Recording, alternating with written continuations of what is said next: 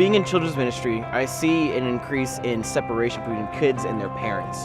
A lot of times it's difficult to be on the same page to talk about things that are important. I think by doing the story as a whole church, the parents are able to be learning these stories too. Sometimes you're having parents come into our building that haven't learned all these stories as children, and a lot of times what's a hesitation for people even volunteering is they feel like they don't have that knowledge of the scripture.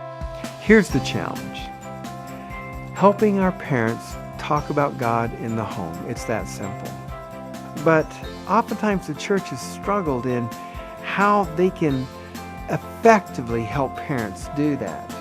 We have a strong priority here to help you as parents nurture faith in your children. And get this, we're actually going to do it. We're going to do it together this next 31 weeks. I always ask my children, well, what did you learn today? And then they'll tell, and I'll say, oh, we learned the same thing. When the parents come to pick up the kids are excited to talk to their parents about what they've learned. And the parents have also learned the same information, so those conversations are starting before they even walk out the door.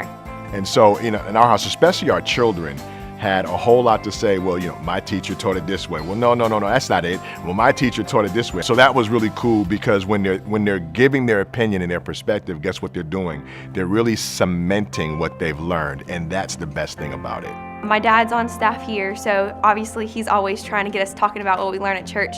So conversations at the dinner table have really increased because of the story, because we're all learning the same thing. Basically, we're on the same page. We're all on the same page. We're just all on the same page. We're literally all on the same page. So to have everybody on the same page at the same time, without me having to say, okay, guys, we're going to get together, have a family meeting, and we're going to read this verse and talk about it.